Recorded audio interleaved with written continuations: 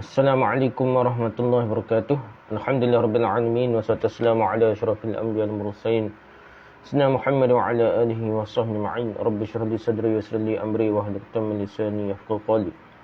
Amma ba'du. Kita sama balik kitab kita ni di sekitar wali dan karamah antara fakta dan khayal. Di sekitar wali dan karamah antara fakta dan khayal, terbitan Majlis Agama Islam dan Adat Istiadat Negeri Kelantan. Majlis Agama Islam Kelantan. Penyelenggaranya Abdul Razak Mahmud, yang banyak diambil daripada majalah pengasuh dah. Majalah pengasuh yang diasaskan oleh Tok Kenali dah. Majalah pengasuh diasaskan Tok Kenali. Jadi berautoriti lah majalah ni dah. Bukan Wahabi, bukan apa dah. Jadi dia majalah agama, terbitan Majalah Agama Islam Kelantan, majalah pengasuh. Seterusnya lampiran yang kedua pula kita bincang oleh Ustaz Muhammad Nabi Ahmad, antara pengarang. Tahulah pengarang ni lah dalam majalah pengasuh. Nabi Khadir AS dalam ajaran tasawuf. Nabi Khadir AS dalam ajaran tasawuf. Cerita mengenai Nabi Khadir AS yang tercatat dalam Al-Quran dan tersebut dalam As-Sunnah, dalam hadis-hadis sahih, sebagaimana yang tertera dalam Sahih Bukhari dan lain-lainnya, telah diselewengkan pengertiannya dan tujuannya oleh golongan bertasawuf. Cerita tu sikitnya lah, tak dipanjang-panjangkan. Tapi apabila boleh ke golongan tasawuf, dihurai cara dia lah, sehingga ditonggangnya Nabi Khadir ni untuk kepentingan akidah dan keyakinan puak-puak tasawuf ni. Seperti orang politik menunggang agama lah. Masa dia merintah tak buat satu, bila orang lain dia kata bahaya dah, terancam mahkamah syariah lah, macam-macam lah. Biasalah, sentiasa ada manusia yang suka menunggang orang lain, menunggang agama untuk kepentingan mereka lah. Mereka ni puak-puak tasawuf menjadikannya salah satu tiang terseri akidah tasawuf. Nabi Khadir jadi tiang seri akidah tasawuf, dan sebagai bukti adanya syariah yang zahir dan hakikat tasawuf yang tersembunyi yang berlainan daripada zahir itu. Buat benda karut pun ada maksud tersirat. Tafsir batin ni pun ada, tafsir tasawuf ni nak. Tafsir batin pun ada. Dia suka membatinkan perkara-perkara yang ada kepentingan mereka lah. Mereka menganggapkan penolakan ulama syariah, ulama fiqh ni, terhadap ulama-ulama hakikat, ulama tasawuf yang mendalam hakikat ni sebagai satu perkara yang aneh. Contohnya Nabi Musa membantah perbuatan Nabi Khadir. Sedangkan itulah. Jadi pelik lah. Seperti mana Nabi Musa tak turun fiqh, Nabi Khadir itu ulama hakikat bagi mereka lah.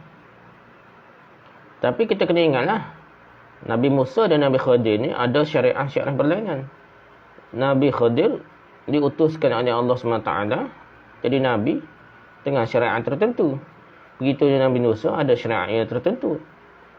Golongan bertasawuf telah menjadikan Nabi Khadir AS sebagai sumber wahyu, ilham, akidah dan syariah. Jadi yang mengaku dia hebat lagi, alim lagi pada ulama fiqh ni. Ulama fiqh ni, ulama syariah ni. Macam Nabi Musa, dia tu Nabi Khadir. Jadi habis perkara, dia buat hujah ilmu laduni lah. Seperti Nabi Khadir, pokok dia, karut-marut pun, reka zikir tertentu, selawat-selawat baru, reka tu. Macam dapat ilham, macam dapat ilmu laduni daripada seperti Nabi Khadir.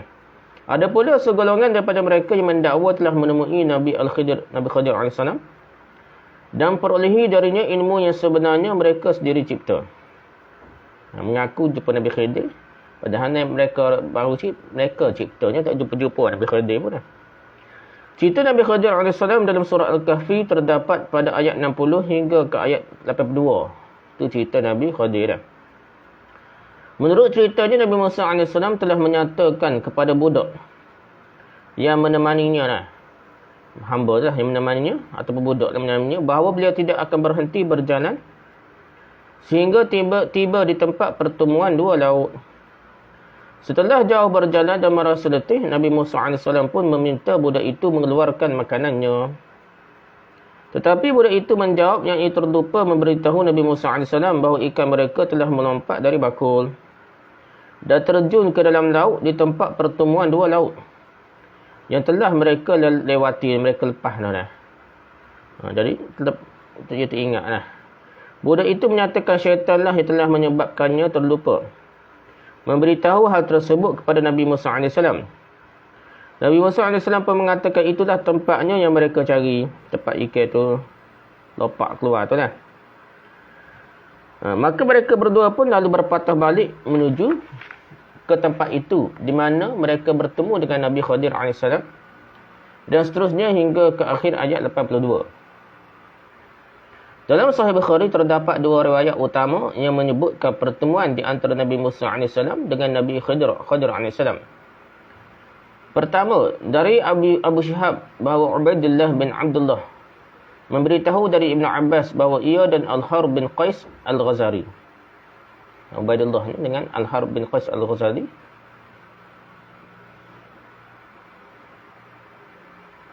Bahawa Ibn Abbas dan Al-Harb bin Qais Al-Ghazali telah bertikai mengira-irakan Nabi Musa AS.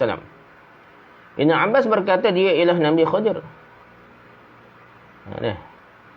Akan dalam Quran tak sebut Nabi Khadir dah. Dalam hadis ni Ibn Abbas kata Nabi Khadir tu dah. Sedangkan mereka bertikai itu, tiba-tiba lalulah di depan mereka Ubay bin Ka'ab. Ibn Abbas memanggilnya dan memberitahu, kami berdua sedang pertikaikan mengenai rakan Nabi Musa AS yang sebut di Quran itulah. Yang beliau cari untuk menemuinya. Adakah engkau mendengar Rasulullah SAW menyebut tentangnya? Ubay bin Ka'ab menjawab, ya, aku telah mendengar Rasulullah SAW bersabda, ketika Musa berada di tengah-tengah kumpulan Bani Israel, seorang lelaki datang menemuinya dan bertanya, tahukah engkau seorang yang lebih berilmu daripadamu? Jawab Musa, tak tahu. Maka Allah pun mewahyukan kepada Musa, bahkan dia ialah hamba kami Al-Khadir, Nabi Khadir. Lalu Musa bermohon agar ditunjukkan jalan untuk menemuinya. Allah menjadikan ikan sebagai tanda serta dikatakan kepada Musa, andainya ikan itu hilang, maka kembalilah ia ke tempat ia hilang. Nescaya beliau akan menemui Al-Khadir, Nabi Khadir. Musa pun menjejak tempat di mana ikannya terjun ke dalam laut. Budak yang menemui Nabi Musa AS telah berkata kepadanya, ingat tak semasa kita berada di atas batu besar tadi? Aku lupa memberitahu ikan itu melompat terjun ke dalam laut di situ. Dan tiada yang melupakanku melainkan syaitan. Maka Musa berkata, itulah tempatnya yang kita cari. Kedua mereka pun kembali berjalan ke tempat itu sambil bercerita dan mereka pun menemui Al-Khadir. Benda mereka lah diceritakan oleh Allah dalam kitabnya itu. Ni itulah sikit ya nah. Tambah sikit daripada Quran. Tak banyak tambah. Tu yang sahih lah. Okey, seterusnya yang kedua, riwayat kedua, Ali bin Abdullah memberitahu bahawa ia diberitahu oleh Sufyan.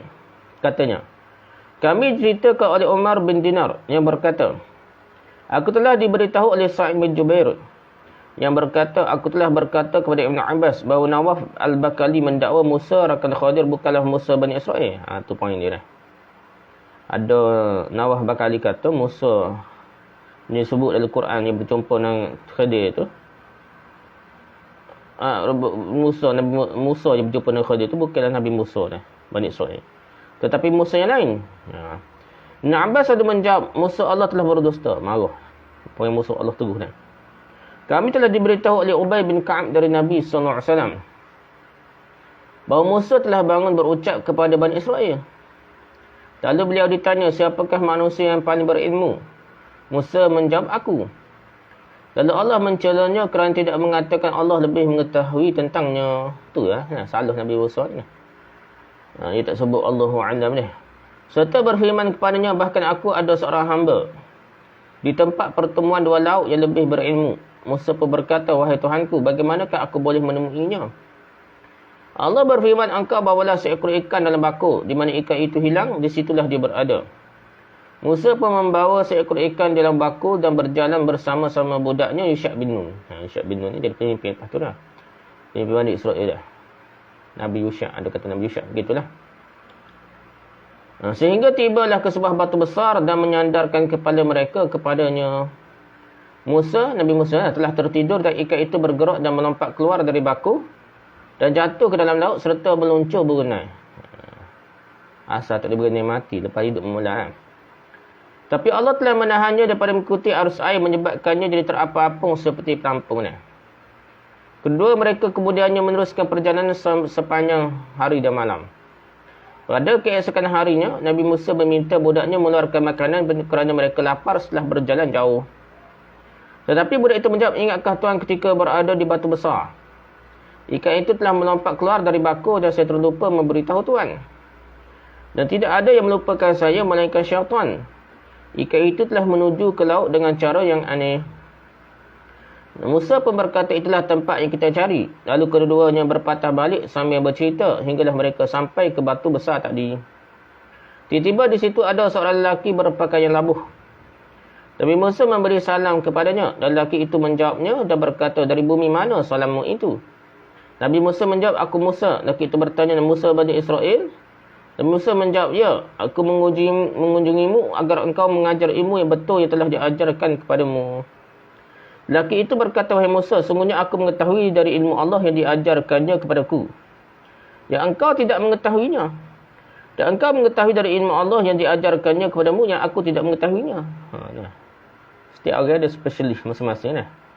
Nabi Musa bertanya, bolehkah aku mengikutimu? Lelaki itu menjawab, engkau tidak akan dapat bersabar. Bagaimanakah engkau boleh bersabar melihat sesuatu yang engkau tidak tahu menahu tentangnya?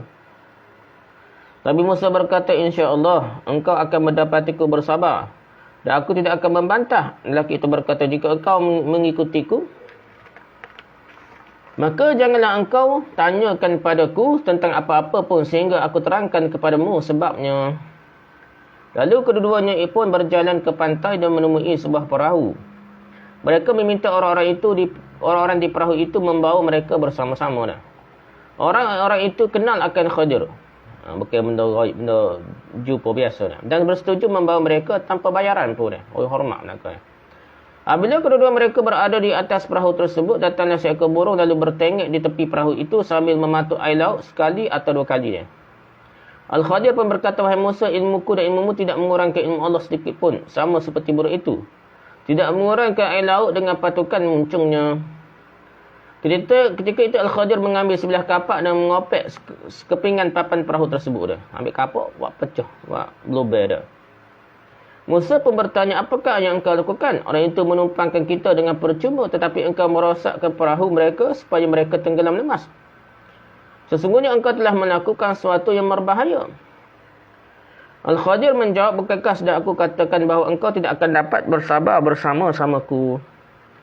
Musa pun berkata, janganlah engkau menyalahkanku kerana sesuatu yang aku lupa dan janganlah menyusahkan aku dengan sesuatu yang sukar. Setelah mendarat, mereka temui pula seorang anak muda yang sedang bermain-main dengan kanak-kanak. Al-Khadir lalu memegang leher anak muda itu dan memulas begini. Pulah tekuk budak. Sufyan menunjukkan dengan jarinya seolah-olah memetik sesuatu dia. Nabi Musa berkata, patutkah engkau membunuh seorang yang tidak berdosa? Sesungguhnya engkau telah melakukan sesuatu yang mungkar. Al-Khadir menjawab, bukankah sudah aku katakan, engkau tidak akan dapat bersabar bersama-samaku? Musa berkata, maaflah, seandainya aku menyatakan sesuatu lagi selepas ini, maka janganlah engkau berkawan lagi denganku. Bersahabatnya boleh tukar ilmu lah. Cara zaman dulu mengaji tu dengan bersahabat. Bukan main bola saja. Kita ni dunia banyak kena bersahabat untuk bukan untuk tumpang ilmu ni. Sesungguhnya engkau telah cukup mendapat alasan dariku, Nabi Musa kata. Kedua-duanya pun meneruskan perjalanan mereka hingga tiba di sebuah kampung. Mereka meminta penduduknya memberi mereka makanan, tetapi orang-orang kampung itu menolak permintaan mereka. Kemudian kedua-duanya menemui sebuah dinding condong yang hampir roboh. Al-Khadir lalu menahannya dengan tangan. Beginilah dinding itu tak boleh jatuh. Sufyan beri isyarat seolah menyapu sesuatu dari bawah ke atas. Musa pun berkata, kali ini kita datangi dan mereka tidak memberikan kita makanan. Tidak juga menjadikan kita sebagai tetamu. Tetapi engkau menyandarkan diri ke dinding mereka yang condong, agar ia tidak runtuh. Sedangkan kalau engkau mahu, engkau boleh meminta upah dari mereka kerana pertolongan tersebut. Boleh makan tak? Boleh duit. Betul lah, bayar kau upah. Al-Khadir berkata, inilah bandingan antara aku dan engkau. Sekarang aku akan memberitahumu pengertian tersembunyi di sebalik perbuatan-perbuatanku yang engkau tidak dapat bersabar melihatnya itu. Okey, fakta itu hadis yang sahih. Disebut Nabi Khadir. yang bersahabat dengan Nabi Musa tu sekejap ni. Faktor-faktor penting. Di sana terdapat beberapa faktor penting dalam cerita pertemuan Nabi Musa AS dengan Nabi Khadir AS. Sebagaimana yang disebutkan oleh Al-Quran dan yang terdapat dalam Sahih Al-Bukhari. Faktor-faktor tersebut ialah Allah SWT mahu mengajar Nabi Musa AS yang mengaku dirinya paling berilmu di atas bumi. Nak ajak ni. Jadi Allah tak suka ujub dia, bangga diri, merasa paling alim, paling tahu dia. Jadi benda tu sikap yang tidak baik dah. Berat lagi tu dia orang yang jahil, tolak Islam. Dia je mengaji, dia je Islam. Inilah penyakit berat lagi dah. Nabi nak ajar Nabi Musa dah. Sepatutnya beliau mengatakan Allah itulah yang maha mengetahui tentang segala-galanya ataupun wallahu a'lam. Kalau tanya siapa paling alim, wallahu a'lam, bukannya aku lah paling alim. Allah SWT menyatakan kepadanya bahawa di sana ada seorang hamba Allah yang tidak dikenali, Nabi Musa AS, yang beroleh ilmu dari Allah yang tidak diketahui oleh Nabi Musa AS. Inilah punca pertemuan di antara Nabi Musa AS dengan Nabi Khadir AS. Yang kedua, setelah bertemu Nabi Musa AS diberitahu oleh Nabi Khadir AS bahawa ilmu kedua-dua mereka tidak mempunyai sebarang erti dibandingkan dengan ilmu Allah. Dan ilmu-ilmu mereka tidak sedikit pun mengurangkan ilmu Allah. Sama seperti air laut yang tidak kurang sedikit pun kerana diminum oleh burung. Yang ketiga, syariah yang dianuti oleh Nabi Khadir AS pada hakikatnya tidaklah berbeza dari syariah yang dibawa oleh Nabi Musa AS. Hanya yang tidak diketahui oleh Nabi Musa AS ialah dorongan di sebalik perbuatan-perbuatan Nabi Khadir AS yang kelihatan ganjil tersebut. Kerana itulah apabila Nabi Khadir AS menerangkan sebab-sebab yang mendorongnya merosakkan perahu. Dia tahu maqasid syariah, ada tujuan agama. Daripada rapah ke raja zalim, baiklah. Tebuk dulu. Jadi dia tak rampas, boleh baiki pun lepas tu nak boleh guna semula. Membunuh seorang anak muda. Anak muda pun cerita tentang dia nah, bahaya je akan hasut mak pak dia keluar syirik. Dia ada tujuan syariah yang besar lah. Dan menegakkan dinding yang hampir roboh. Benda tu baik deh. Untuk jaga harta anak yatim. Nabi Musa AS tidak membantah sedikit pun kerana semua alasan itu dibenarkan oleh syariah yang dibawanya. Merosakkan sebagian harta benda dan menyelamatkan sebagian lain adalah diharuskan. Kalau ada matlamat yang lebih besar. Umpamanya anda mewakilkan seorang menjaga harta anda. Kemudian datang perompak untuk menyamu semua harta itu manakala orang yang anda wakilkan supaya menjaganya tidak mampu mempertahankannya selain menyerahkan sebagai harta itu agar tidak disamu seluruhnya. Maka perbuatan itu tidak dianggap salah dari segi syarak. Dan orang itu tidaklah dikecam. Bahkan perbuatan itu dianggap bijak dan betul. Takkan sampai mati ke diri dah. Apa yang dilakukan oleh Nabi Khadir AS terhadap perahu tersebut tidak melebihi daripada itu pun. Beliau telah merosakkan sebahagian perahu itu agar kelihatan pada pembantu-pembantu raja yang kejam. Bahawa perahu tersebut tidak sesuai untuk digunakan dan seterusnya ditinggalkan. Tak rapah. Dengan demikian terselamatlah perahu itu daripada dirampas. Tidak syak lagi perbuatan Nabi Khadir AS itu merupakan suatu kebaikan yang Tuhan punya perahu. Untuk kepada Tuhan punya perahu lah. Kerana Allah telah memperlihatkan kepadanya apa yang akan berlaku kelak. Itu raja yang zalim itu akan merampas perahu-perahu yang baik keadaannya. Dia tahu. Dia tahu nak buat sesuatu dah. Tak tahu tak apalah, dia tahu nak buat dah. Pembunuhan ke atas anak muda itu nak lepih dekak dah. Juga tidak bertentangan dengan syariah. Kerana anak muda itu akan menjadi seorang penganiaya kepada kedua ibu bapanya yang mukmin dan memaksa kedua-duanya supaya menjadi kafir. Nah, perangai budak tu memang macam tu dah. Memberontak dan dia boleh menyesatkan ibu bapa dia. Jadi kafir ni. Kerana dosakan anak ni lah. Inilah yang telah diperlihatkan oleh Allah kepada Nabi Khadir AS. Gitulah. Anak-anak gitulah. Kadang nak kerana anak ni mokpok sanggup curi harta rakyat ni. Biarkan anak ni pemimpin tu kadang-kadang curi harta, nak kaya dia tua dah, nak kaya anak dia lah, jadi benenek dia. Begitulah masalah anak ni. Oleh Nabi Khadir tahulah kan. Oleh bahaya anak tu dah, boleh jadi kafir orang mukmin, mokpok dia dah. Oleh itu pembunuhan terlebih dahulu ke atas anak muda itu diharuskan. Kerana syariah mengizinkannya agama benar. Walaupun syariah tidak menyuruh penjahat dibunuh. Kecuali setelah ia menceroboh dan bertindak ganas. Itu kaedah syariah biasa. Tapi Nabi Khadir ni lain. Dan dia tahu. Dia ada wahyu ni. Anak muda itu tidak melakukan sebarang pencerobohan pada ketika tersebut, tetapi pembunuhan ke atasnya dilakukan atas perintah Allah SWT. Allah suruh. Yang Maha mengetahui akan apa yang telah berlaku dan yang akan berlaku. Perintah Allah. Maksudnya Nabi Khadir ikut perintah Allah, bukan mana-mana dia. Ataupun tidaklah. Memang dia Nabi.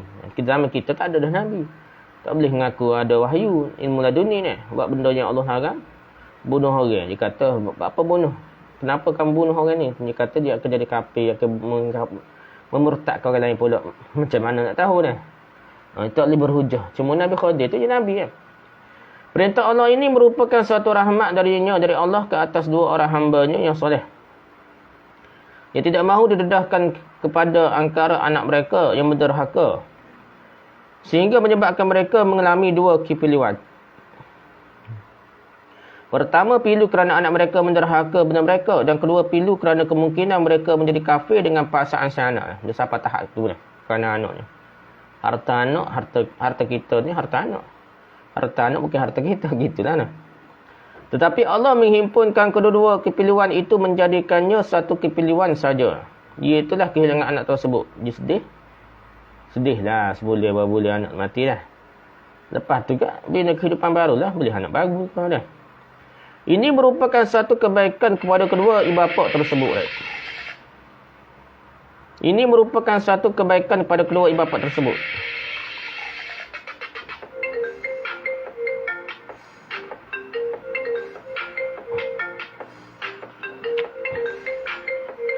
Banyak lagi ya. Tak lah.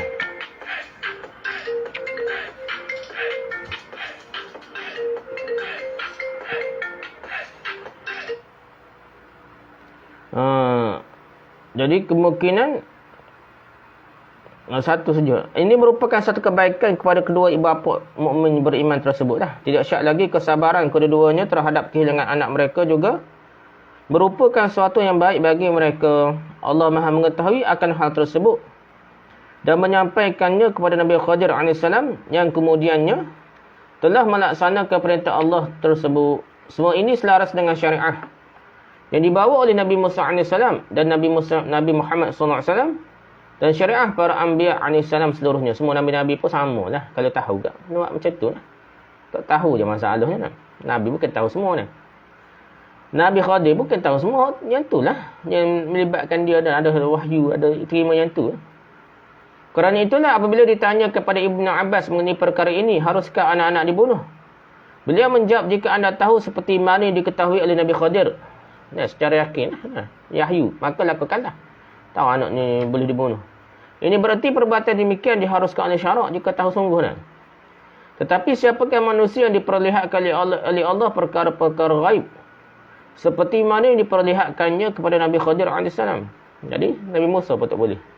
Nabi Khadir bukan tahu belaka tu, tapi banyak yang bukan banyak, ada beberapa perkara tertentu yang diberitahui oleh Allah SWT. Jadi macam mana dia kena bertindak lah.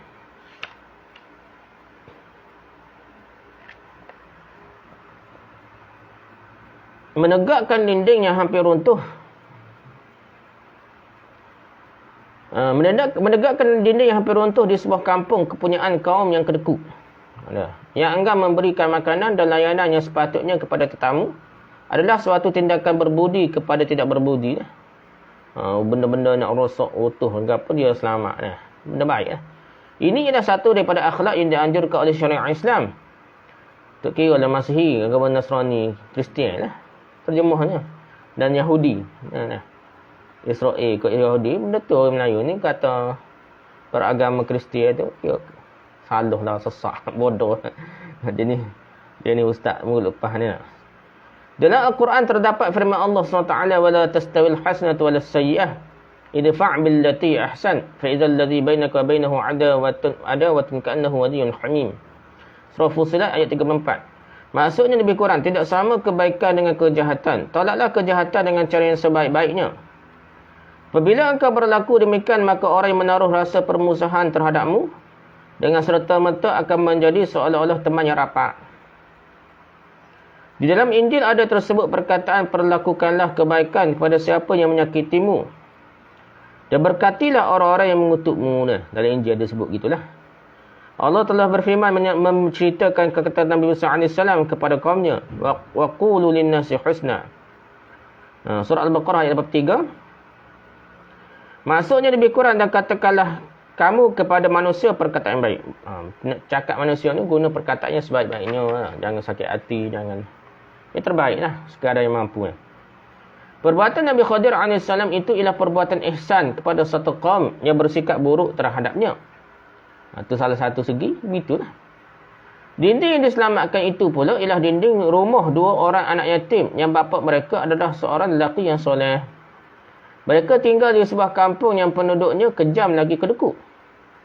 Andainya dinding rumah mereka roboh, nescaya terbongkarlah harta yang tersembunyi di bawahnya. Utuh rumah tak ada harta di bawah tu. Korang tahu dah kau.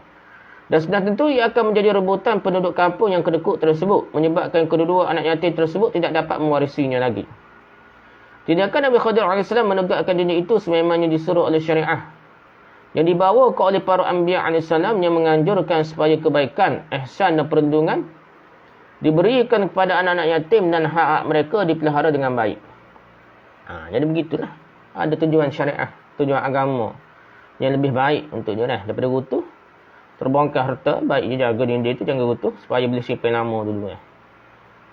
Sekali tengok tidak baik, ada rugi kerana tak dapat upah, tapi kepentingan lebih besar tu ada lagi dah. Cuma Nabi Khadir diberitahu oleh Allah yang tahu lah. Tak tahu nak macam mana. Tindakan Nabi Khadir AS itu tidak sepatutnya menimbulkan kehairanan kepada sesiapa pun.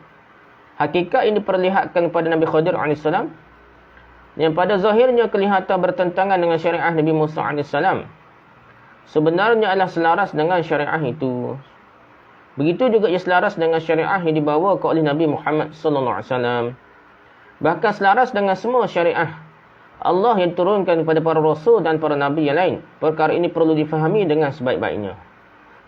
Tak berbuat syariah pun tetap syariah yang menjaga kebaikan maslahah, kebaikan masyarakat. Tu dia. Ni bunyi CB sikit kan liberal Kristian bukan dasar Islam dah. Dia tak kira dah. Bendanya takzir ni semua perintah tak kira nama CB tak nama CB pun. Maslahat umum yang tidak berkaitan dengan cukup syarat hudud, maka ia dibenarkan, tidak mestinya nama CB nama syariah. Yang penting ni syariah compliance. Tak kira lah. Tapi kalau berbuh nama syariah, berbuh dasar Islam pun, buat benda haram, haram juga. Kena faham dah. Tak boleh kita mempertahankan bukan hukum hudud seperti kita mempertahankan hudud. Ataupun kita kata benda tu syariah Allah, padahal bukan syariah Allah. Benda yang manusia buat. Kena faham gitu dah. Dia tengok kebaikan yang mana lebih baik, maslahat yang baik, diterima, dia boleh diterima pakai. Kalau benda tu sabit, cukup 4 orang saksi, tiba nak buat hukum ta'zir, tak boleh lah. Tu bukan ta'zir dia, tu yang baru kita kata telah bercanggah dengan hukum Islam. Kalau pensabitan pun tak cukup syarat, kita nak bawa pada hukum ta'zir, liwat ke apa pun, zina tak cukup 4 orang saksi pun dah. Rogo ke apa. Kalau tengoklah, kalau tak cukup saksi, tak cukup persyaratan, mungkin diperbahaskan lah. Kalau cukup syarat juga, mengaku ke apa, kena hukum hudud lah sepatutnya lah. Gitulah. Jadi mahkamah syariah kita masih tidak ada satu pun hukum hudud. Yang keempat, pegangan Nabi Khadir AS kepada bukan syariah Nabi Musa AS, tak ikut syariah Nabi Musa, adalah sesuatu yang harus, yang dibenarkan kerana ia merupakan satu daripada sunnah-sunnah atau undang-undang Allah sebelum perutusan Nabi Muhammad SAW. Pada waktu yang sama, Nabi Musa, Nabi Isa, Nabi lain lah. Di kawasan yang berlainan, Nabi yang berlainan, tak apa. Tapi apabila Nabi Muhammad diutus, Khatamul Anbiya, Nabi yang penghabisan, penutup segala Nabi, tak boleh dah ada syariat lain dah. Setiap Nabi pada masa itu diutus khusus untuk kaumnya sahaja. Nabi Musa AS merupakan Rasul bagi Bani Israel sahaja, bukan sebagai pesuruh Allah untuk penduduk alam sejagat. Kerana itulah apabila Nabi Musa AS memberi salam kepadanya, Nabi Khadir AS bertanya, dari bumi manakah? Yang mana engkau membawa salam? Salam yang dapat lain, tak serupa. Bukan bahasa Bani Israel. Dia tak tahu lah Nabi Khadir bukan bangsa Israel. Nabi Musa AS menjawab, aku ini Musa. Nabi Khadir AS pun bertanya, Musa Bani Israel? Maksudnya engkau diutus kepada Bani Israel dan engkau dari kalangan mereka. Nabi Musa menjawab, ya. Ini menunjukkan bahawa syariat Nabi Musa AS tidak wajib dipegang oleh Nabi Khadir AS. Dan juga manusia-manusia lain pada zaman tersebut. Adapun selepas perutusan Nabi Muhammad SAW, maka menurut syarak tidak sepatutnya ada sesiapa pun yang keluar dari syariah yang dibawakan oleh Nabi Muhammad SAW. Kerana baginda SAW adalah pesuruh Allah kepada seluruh alam jagat hingga ke akhir zaman. Nabi Khadir atau siapa juga pun yang hidup pada zaman Nabi Muhammad SAW atau selepas zamannya, mesti wajib beriman kepadanya dan mesti mematuhi segala ajaran agama Allah yang dibawakan oleh Nabi Muhammad SAW. Kerana itulah selepas perutusan Nabi Muhammad SAW, Nabi Khadir AS atau siapa yang seumpamanya tidak wujud sama sekali. Tak boleh berhujah dan mengaku terima ilmu daripada Nabi Khadir. Tak boleh. Dia kena terima ilmu daripada Nabi Muhammad SAW sahaja. Tindakan. Yang kelima, tindakan Nabi Khadir AS adalah hasil wahyu sebenar dari Allah SWT. Bukan cuma khayalan atau ilham. Macam khayal-khayal tasawuf, mengaku ilmu dari Allah, mengaku dari Nabi Khadir. Padahal khayal. Ini ialah kerana pembunuhan ke atas seorang tidak boleh dilakukan sewenang-wenangnya semata-mata kerana sangkaan buruk. Tak boleh. Sikit-sikit sangka buruk banyak perkara dah. Sebab itulah Nabi Khadir AS berkata, apa yang telah aku lakukan itu bukan kehendakku sendiri. Ini berarti beliau hanyalah menjalankan perintah Allah yang sebenar dan wahyunya yang qat'i juga. Itu memang wahyu. Perintah dan wahyu qat'i dari Allah sudah terputus sejak kewafatan Nabi Muhammad SAW. Barang siapa yang mendakwa ada lagi wahyu. Dia tak sebut wahyu dah. Mulut masing dah, Datuk Guru dah, Datuk Wali. Tapi percaya tu macam percaya wahyu dah. Pada siapa mendakwa ada lagi wahyu selepas kewafatan Nabi Muhammad SAW, berarti telah kafir. Datuk Wali tahu belaka, terima ilmu dari Allah dah. Kerana dakwaannya itu bertentangan dengan keterangan Al-Quran. Allah telah berfirman, "Ma kana Muhammadun aba ahadin min rijalikum, walakin Rasulullah khataman nabiyyin. Wa kana Allah bikulli syai'in 'alima." Surah Al-Ahzab ayat 40. Maksudnya lebih kurang Muhammad bukanlah bapa sesiapa pun dari kalangan kamu, tetapi pesuruh Allah dan penamak nabi-nabi. Allah adalah Maha mengetahui segala sesuatu. Dari keterangan-keterangan di atas ternyata kepada kita gambaran sebenar cerita Nabi Khadir AS dan iktiqad, keyakinan yang wajib mengenai Nabi Khadir berdasarkan keterangan Al-Quran dan Sunnah. Tetapi golongan bertasawuf telah menjadikan cerita ini sesuatu yang berlainan sama sekali. Mereka mendakwa Nabi Khadir AS hidup sepanjang masa. Tak ada sebut. Dalam hadis apa tak ada sebut. Dalam Quran tak ada sebut. Tak ada. Tambah. Tak cara Nabi Khadir hidup lagi. Sepanjang masa dah. Beliau adalah tuan punya suatu syariah dan ilmu kebatinan yang berbeza dari ilmu-ilmu syariah yang zahir. Jadi ada terima ilmu daripada Nabi Khadir secara batin, ilmu batin. Ilmu syariah Nabi Muhammad. Kafir ayat gitu, kafir lalu dah. Beliau seorang wali dan bukan nabi, manakala ilmunya ialah ilmu laduni yang dianugerahkan oleh Allah kepadanya tanpa melalui wahyu. Sebagaimana terima para anbiya. Ini sebut ilmu laduni. Orang kata wahyu tidak. Tapi ilmu laduni dia kena percaya dah. Anak murid kena percaya. Serupa wahyu dia tu lah. Ilmu-ilmu ini turun kepada semua para wali sepanjang masa sebelum dan selepas perutusan Nabi Muhammad SAW laduni ni. Wahyu tu. Menurut mereka ilmu laduni dan kebatinan ini lebih besar dan lebih agung daripada ilmu-ilmu yang ada pada anbiya, pada nabi-nabi. Bahkan ilmu-ilmu para anbiya itu tidak dapat menandinginya dan tidak setaraf dengannya, dengan ilmu batin mereka lah, wali-wali. Oleh kerana Al-Khadir itu seorang wali dan bukan nabi, ikut tasawuf dah, maka ia adalah lebih berilmu daripada Nabi Musa AS. Begitu juga halnya dengan para awliya, wali-wali daripada kalangan umat Nabi Muhammad SAW. Mereka lebih berilmu daripada Nabi Muhammad SAW sendiri. Kerana Nabi Muhammad SAW mengetahui syariah yang zahir sahaja. Sementara wali-wali mengetahui hakikat tasawuf yang batin. Para ulama hakikat adalah lebih berilmu daripada para ulama syariah. Ulama tasawuf lah. Tarikat ni. Demikianlah dakwaan mereka. Golongan bertasawuf itu juga mendakwa Al-Khadir telah bertemu dengan para wali dan mengajarkan mereka tentang hakikat syariah. Hakikat yang mendalam, yang sebaliknya tersirat. Yang dibawa oleh Nabi Muhammad SAW. Kerana itulah setiap wali punya syariatnya yang tersendiri. Apa yang dianggap maksiat menurut syariah seperti minum khamar, berzina dan liwat, Maka ia adalah hakikat tasawuf. Tok Guru berzina, liwat, duduk campur gaun perempuan seksi tak. Syekh Nazim Al-Qubrusi tu lah. Tarikat Naqsyabandi Alaliyah lah. Campur seksi perempuan. Oh, ada tak hakikat dia lah. Maka ia adalah hakikat tasawuf dan takrib, mendekatkan diri kepada Allah menurut ilmu kebatinan walaupun buat maksiat dia. Begitu juga berhubung dengan akidah dan persoalan-persoalan keimanan. Masing-masing wali ada kasyafnya yang khusus dan ilmu laduninya yang khusus mengenai perkara-perkara tersebut yang berbeza daripada wahyu nabawi yang zahir.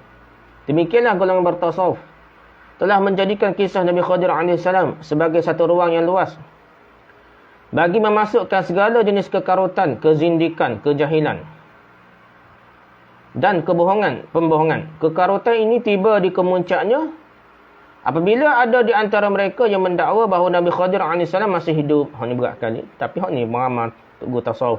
Walaupun mengaji hadis percaya ni.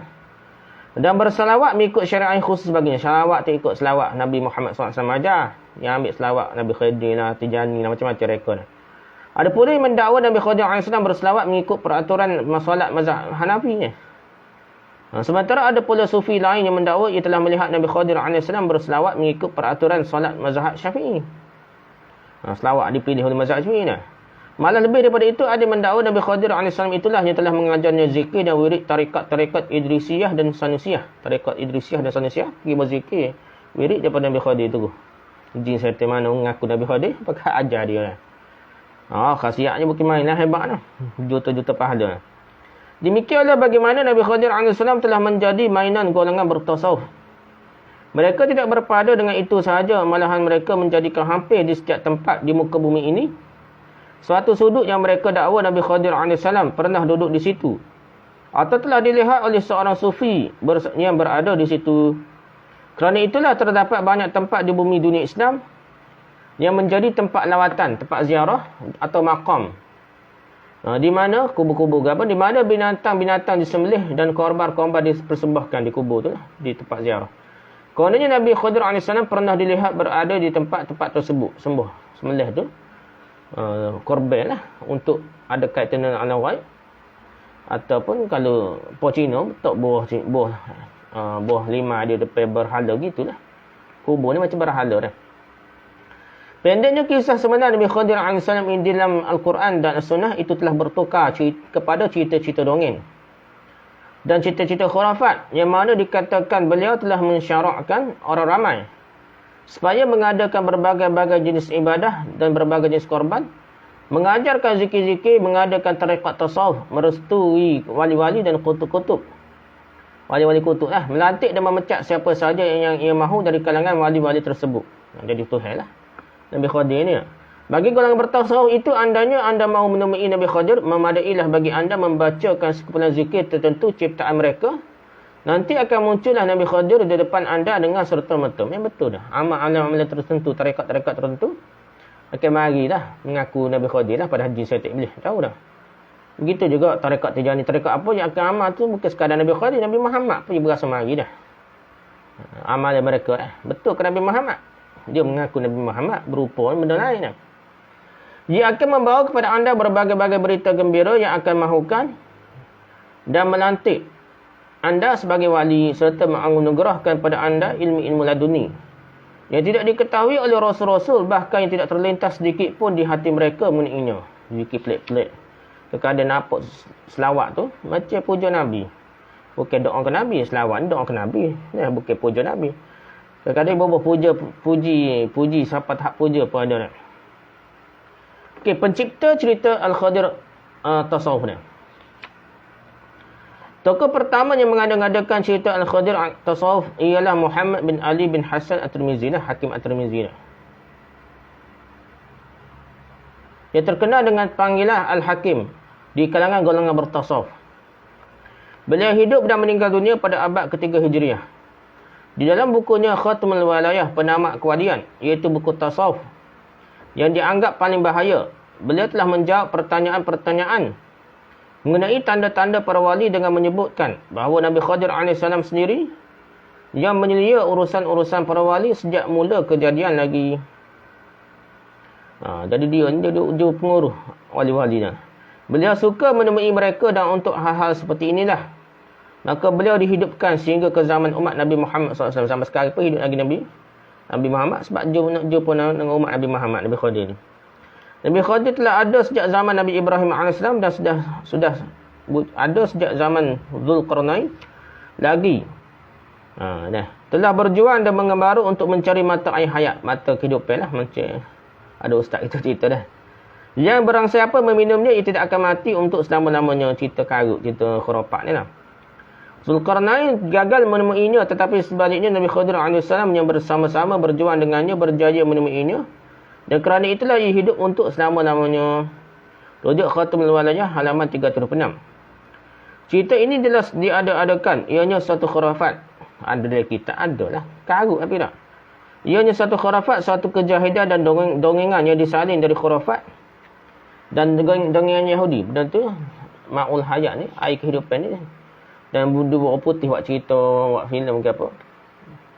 Dan cerita Cina, cerita putih ke apa. Kerana benda tu memang ada dalam cerita-cerita Yahudi dulu. Yang mengatakan Nabi Adam AS seketika diciptakan oleh Allah di syurga telah memakan buah pohon ma'rifah. Bukan pohon yang dilarang, tapi pohon ma'rifah benar. Lalu ia menjadi seperti Allah yang mengetahui segala kebaikan dan kejahatan. Jadi Tuhan, dia berebut jadi Tuhan, dia tasawuf ni. Makan buah dilarang tu jadi pohon ma'rifah. Kemudian Allah takut yang makan buah dari pohon hayat yang boleh menyebabkannya hidup selama-lamanya dan tidak mati. Tuhan takutnya. Lalu Allah menghalaunya dari syurga. Rujuk kitab Taurat Al-Asah ketiga dah. Kitab Taurat ada dah. Cerita tu yang telah direka diubah cerita dah. Dari jenis-jenis dongengan Yahudi ini, Muhammad bin Ali At-Tirmizi telah mengubah cerita mengenai Nabi Khadir AS yang kemudiannya dikutip oleh golongan bertasawuf dengan menambahkan kepadanya apa sahaja yang mereka mahu. Tambah cerita nak suruh sedap lah. Ustaz-ustaz hak dengar ceramah sedap ni, dia tambah cerita, buat ayat sendiri, rekod tambah cerita, barulah sedap. Dan din macam-macam zikir semut dan macam-macam dah. Yang pentingnya di sini ialah dakwaan bahawa Nabi Khadir AS hidup selama-lama dan telah berturut berjuang bersama-sama dengan Zulkarnain. Kita tidak tahu di manakah Nabi Khadir AS berada selama ia masih hidup mencari rezeki hingga ke akhir hayat. Adakah Nabi Khadir AS telah menyaksikan peperangan-peperangan Badar, Uhud, Khandaq dan peperangan jihad lain? Masa tu tak ada. Nabi Khadir tak pergi tolong Nabi Muhammad. Kali tak pergi tolong, dia kufur dah. Sepatutnya. Mengapakah ia tidak menyertai dalam penaklukan kota Qadisiyah dan Yarmouk? Mengapakah ia tidak bertemu dengan Sayyidina Abu Bakar As-Siddiq dan Sayyidina Umar bin Khattab?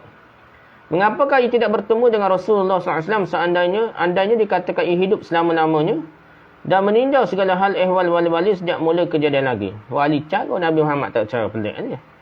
Bahkan mengapakah ia hanya bertemu dengan para pendusta besar yang sesat seperti Muhammad bin Ali At-Tirmizi yang mendakwa isterinya telah didatangi wahyu dan memberitahunya ia, Muhammad bin Ali At-Tirmizi, akan menjadi penamak wali-wali. Sebagaimana Nabi Muhammad SAW menjadi penamak nabi-nabi. Bukan dia, pemimpin bini dia. Muhammad bin Ali At-Tirmizi ini juga mendakwa wali-wali berkuasa menggulung bumi. Jadi Tuhan, lipat bumi ni. Berjalan di atas air dan berwawancara dengan Nabi Khadir AS yang ia dakwa di seluruh bumi, darat, laut, lembah dan gunung-gunung. Melipatkan diri bagi memudahkan Nabi Khadir mencari wali yang ia sangat rindukan. Rujuk Khatamul Walayah halaman 301 ni, kepercayaan kampung. Tak ada kerja lain. Nampak gila sikit. Seolah wajib tentu. Ni wali ke tak? Mesti cari wali lah. Ni pula timbul kena cari Imam Mahdi pula ni. Tak percaya Imam Mahdi seolah rosak akidah, bahaya dah. Nanti tipu Dajjal. Tipu awal-awal lagi dah. Tak sempat nipukan Dajjal, nipu pada Dajjal kecil, penipu-penipu yang ngaku Imam Mahdi. Sejak tersebar cerita Nabi Khadir, ciptaan Muhammad Ali At-Tirmizi dengan segala pendustaan dan kepalsuannya itu, golongan bertasawuf telah menokok tambah pada cerita tersebut dengan berbagai-bagai lagi khurafat dan berbagai-bagai lagi kekarutan yang telah mempengaruhi akal fikiran orang ramai. Ustaz-ustaz ni lah. Orang ramai tu ustaz, tahap ustaz lah. Yang alpa dengan keterangan-keterangan Al-Quran dan Sunnah. Orang Melayu, orang yang bukan ustaz, baca kitab Arab tu. Soalan ustaz ni baca. Tak nampak karut ni. Okay, Nabi Khadir bermazhab Syafi'i. Ada kata Nabi Khadir bermazhab Syafi'i. Di antara cerita-cerita paling aneh mengenai Nabi Khadir AS ialah apa yang disebutkan oleh Ahmad Al-Faruqi Al-Sirhindi. Di dalam bukunya Al-Muntakhabat min Al-Maktubat. Imam Sirhindi lah. Ahmad Faruqi mendakwa beliau telah melihat Nabi Khadir dan Nabi Ilyas alaihi wassalam dalam satu kelas pengajian. Nak mengaji juga Nabi Khadir, Nabi Ilyas. Dan Nabi Khadir memberitahunya bahawa kedua-dua mereka datang dari alam arwah, alam ruh. Dan kalau alam ruh mati, sepatutnya. Tapi dia hidup. Dan mereka menjelma dalam berbagai-bagai bentuk mengikut yang mereka kendaki. Jadi macam jin, syaitan, iblis, boleh berupa dah. Dan Sirhindi telah bertanya kepada Nabi Khadir, adakah kamu berselawat mengikut mazhab Syafi'i? Nabi Khadir menjawab, kami tidak ditaklifkan dengan syariat-syariat. Tapi oleh kerana kutub az-zaman itu bermazhab Syafi'i, maka kami telah bersolat berimamkannya mengikut mazhab Syafi'i.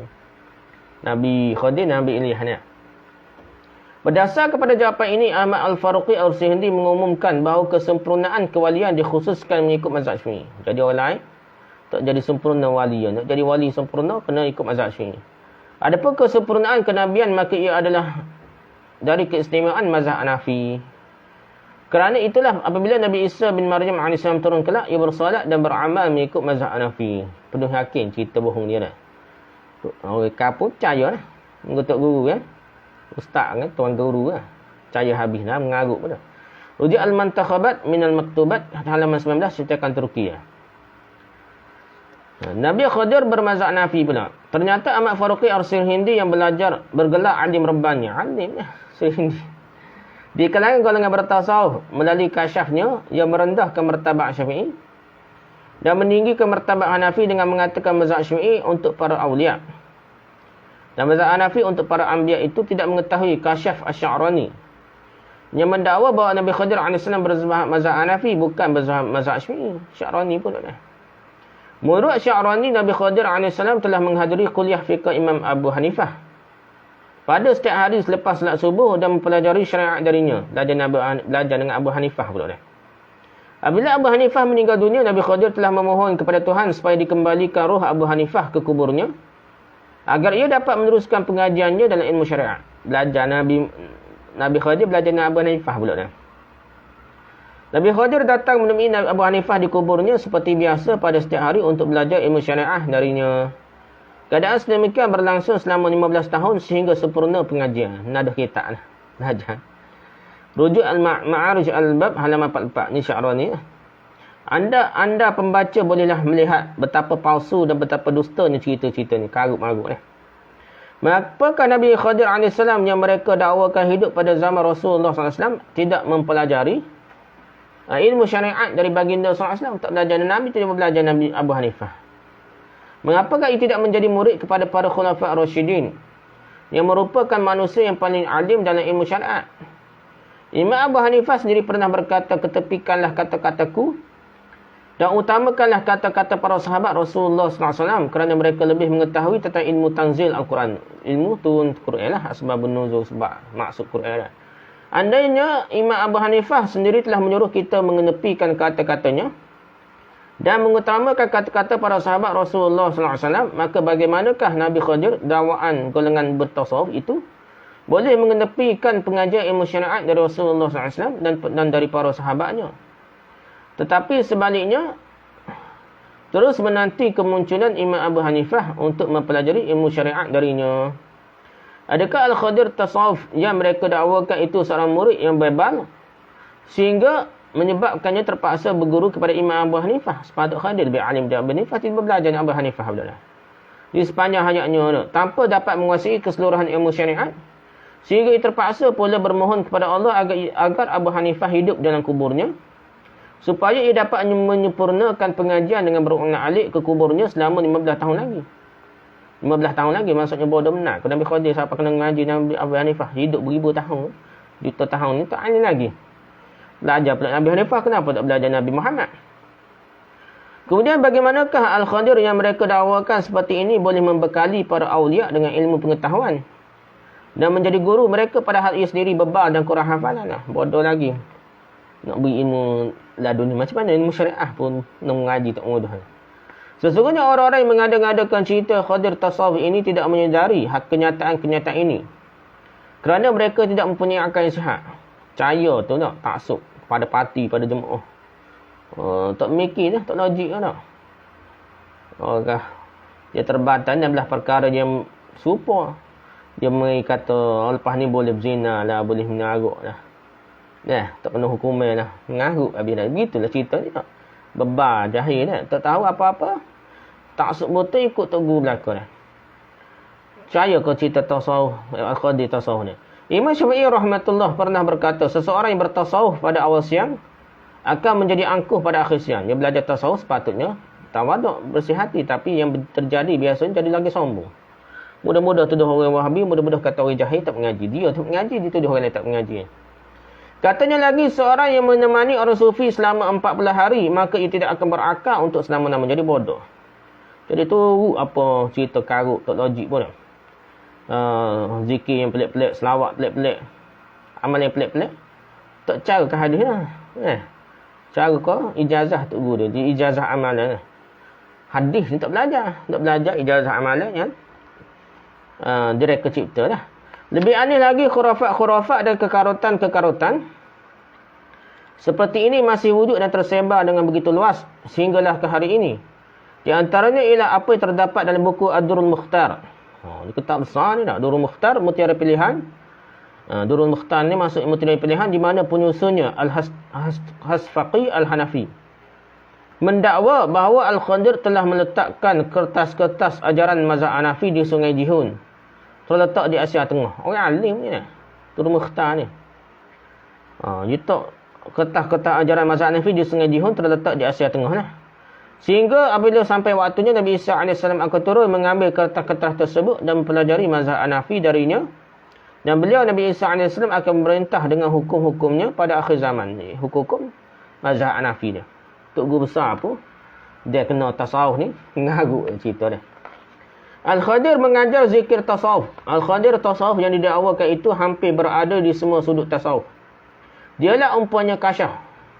Dialah penghulu wali. Dialah penerima segala perjanjian. Dialah mursyid sekalian makhluk.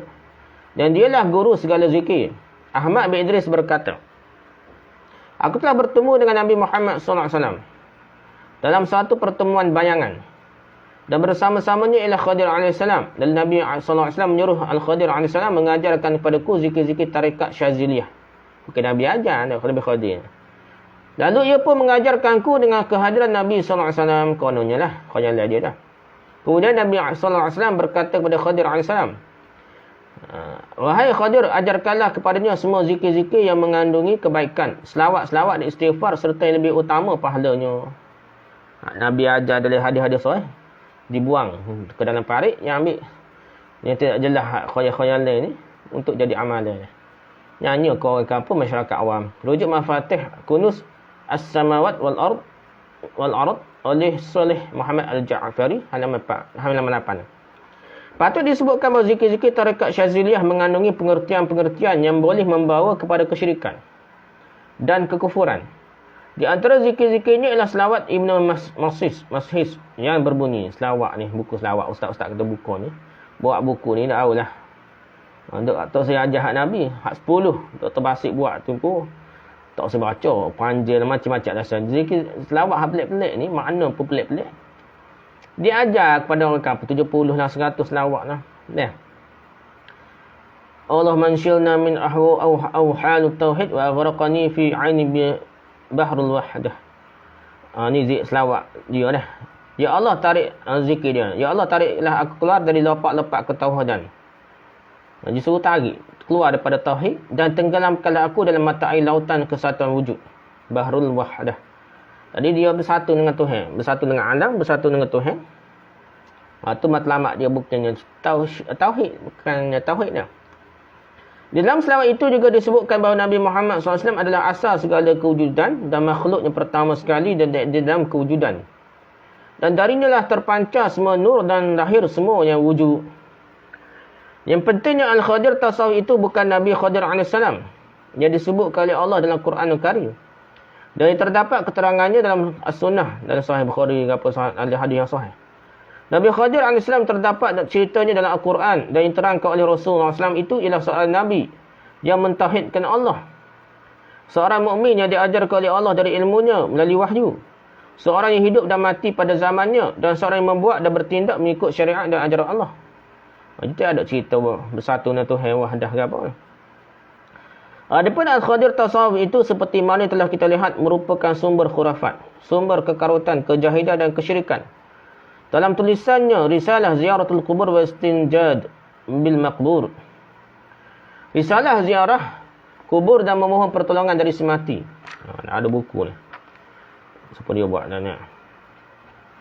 Imam Ibn Taymiyah menegaskan itu buku Ibn Taymiyah. Nabi Musa tidak kenal Nabi Khadir dan Nabi Khadir tidak kenal Nabi Musa. Okey, boleh baca hati ni, boleh baca hati ni. Nak salin tok guru takut tak guru baca hati dia boleh dosa banyak ni, baru takut ni. Bukan takut tu, takut tok guru ni. Bahkan bila Nabi Musa memberi salam kepadanya, Nabi Khadir segera bertanya, dari bumi manakah yang mana salammu itu? Memang misalnya bahasa tu. Bunyi budu kalau kita nak. Nabi Musa menjawab, aku Musa. Nabi Khadir bertanya lagi, Musa Bani Israel? Jawab Musa, ya. Nama dan berita mengenai Nabi Musa telah tiba kepada Nabi Khadir, tetapi dia tidak mengenali orangnya. Bukan dia kenal. Mari ngaku Nabi Khadir kenal. Oh, mengaku Nabi Muhammad SAW? Oh, ya, mengaku. Kenal apa tidak? Ni Nabi Khadir ni tak kenal Nabi Musa. Para siapa mengatakan Nabi Khadir itu penghulu wali-wali dan menjadi guru mereka, maka sesungguhnya itulah mengatakan perkara yang batil yang karut. Yang betulnya mengikut para penyelidik, ialah Nabi Khadir AS telah wafat dan tidak menemui agama Islam yang dibawa oleh Nabi Muhammad SAW. Andainya ia pada zaman Nabi Muhammad SAW, nescaya wajiblah baginya beriman kepada Rasulullah SAW dan berjihad bersama-sama dengan Nabi Muhammad sebagaimana diwajibkan oleh Allah ke atas baginda sallallahu alaihi wasallam dan ke atas lainnya. Dan nescaya Nabi Khadir AS berada di Mekah dan Madinah bersama-sama para sahabat untuk berjihad bersama-sama mereka lah. Bukan duduk saja. Ni bunyi wali di Syam, Syria ni banyak ni. Di Perang kat ramai mana orang Islam mati tu. Di Palestin tu Syam lah. Tapi tak ada pun kita oleh Palestin lah. Membantu mereka, Nabi Khadir ini membantu mereka menegakkan agama Allah adalah lebih utama baginya daripada berada bersama orang-orang kafir untuk menyelamatkan perahu mereka. Dan bersembunyi dari diri sebaik-baik umat manusia. Dia jumpa orang lah nak tenggelam kapal, perahu apa, minta tolong Nabi Khadir kita tolong. Ya, kan Nabi Khadir kerja mana lah. Sedangkan dia bersama Nabi tak berjihad, berperang. Nabi Khadir pernah berada di tengah-tengah kaum musyrikin dan tidak tersembunyi dari mereka. Sementara itu kaum muslimin tidak berhajat kepadanya untuk mempertahankan agama Allah dan untuk kehidupan dunia mereka. Ya, dulu lagi tak ada pun duk sebut Nabi Khadir pergi perang sekali ke apa tak. Mereka mengambil ajaran agama dari Rasulullah SAW yang ummi yang mengajar mereka Al-Quran dan hikmah. Tak perlu bergantung Nabi Khadir. Nabi SAW telah bersabda kepada mereka, "Lau kana Musa hayyan thumma taba'tumuhu wa taraktumuni dalaltum."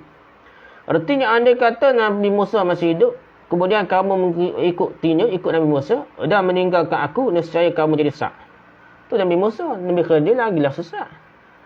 Bukan Rasul Ulul Azmi ni, Nabi Musa, Nabi Khadir. Kalau kita ikut Nabi Khadir, meninggalkan ajaran Nabi Muhammad SAW, selawat Nabi Muhammad ajar dalam hadis sahih, zikir hak Nabi ajar dalam hadis sahih, tinggal ada ikut hak Nabi Khadir beri ijazah zikir, ijazah selawat boleh jadi sesat lah, sesat barat ni. Andainya Nabi Isa bin Maryam AS turun dari langit, nescaya ia akan menghukum manusia mengikut Al-Quran dan sunnah Nabi Muhammad SAW. Nabi Isa pada hadis sahih, Nabi kata dia akan turun ke dunia ikut ajaran Nabi Muhammad, dia tak akan buat syariat sendiri. Ni ikut syariat, ikut ajaran Nabi Khadir kononnya. Tinggal Nabi Muhammad. Sesat barat lah. Kaum muslimin tidak memerlukan Nabi Khadir atau orang lain dalam perkara ini. Nabi Muhammad SAW telah memberitahu mereka mengenai turunnya Nabi Isa AS dari langit dan kehadirannya bersama-sama kaum muslimin. Baginda SAW telah bersabda, "Kaifa tahliku ummatun ummatun ana awalaha wa Isa akhiraha." Artinya bagaimana umat boleh binasa sedangkan aku berada di permulaan dan Isa berada di akhirnya. Maksudnya terjagalah. Tak ada sebut Nabi Khadir dah. Nabi Isa je. Tu pun ikut syariat, ikut Nabi Muhammad SAW, ikut Al-Quran dan Sunnah. Tu ikut pun caranya sendiri. Ni Nabi Khadir ajar selawat sendiri dan ajar zikir sendirinya. Kononnya lah. Andainya kedua-dua Nabi yang mulia ini bersama-sama dengan Nabi Ibrahim, Nabi Musa dan Nabi Nuh, yang semuanya merupakan semulia-mulia Rasul. Di samping Nabi Muhammad SAW yang merupakan penghulu sekalian anak Adam. Dan mereka tidak menghilangkan diri dari umat manusia, sama ada manusia biasa atau manusia khawas.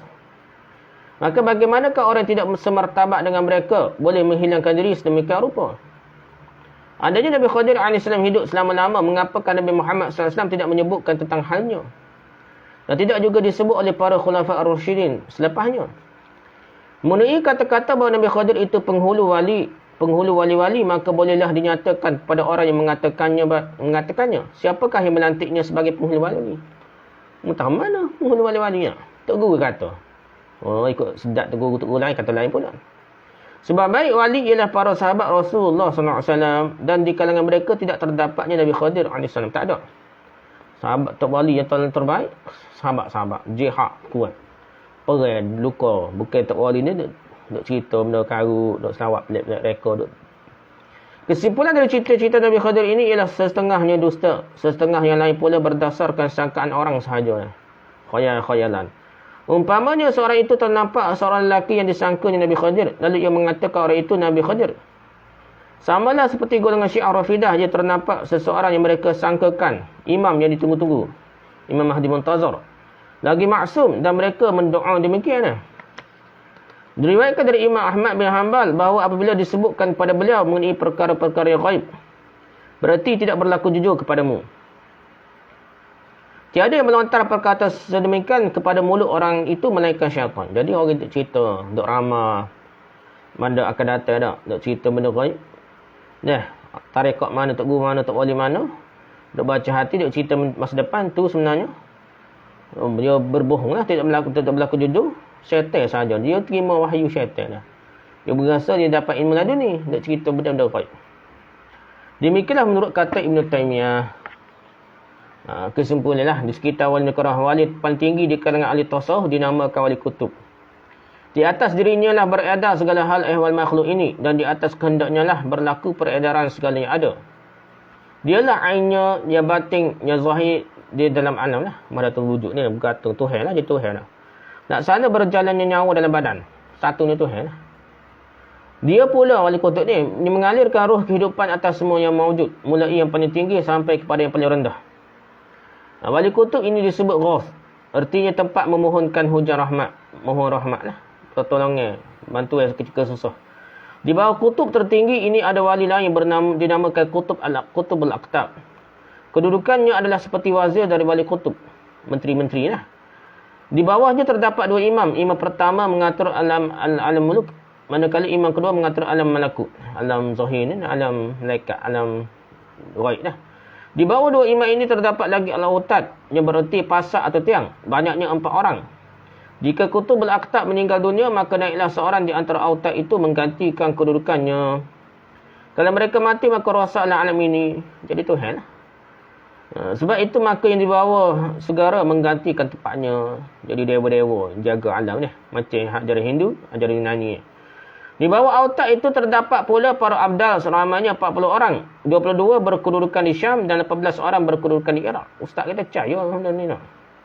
Nak cerita yang ceramah, nak tipu ke apa lah. Di bawah lagi terdapat An-Nujabat, bilangannya 70 orang dan berkedudukan di Mesir. Di bawah lagi ialah Al-Nuqaba, bilangannya 330 orang. Dan 330 orang inilah yang mengatur segala isi alam. Jadi Tuhan berlaku berebut. Nak ambil kerja Tuhan. Bukan kerja malaikat. Malaikat pun tidak jaga juga dah. Dia hanya menjalankan sistem ataupun Allah suruh ke apa ni lah. Automatik. Baca benda automatik. Dia tidak letak kendak dia. Sufi ni boleh minta hajat ke apa lah. Orang seolah ada kuasa penuh. Diberi kuasa oleh Allah ni. Surat kuasa dan Allah.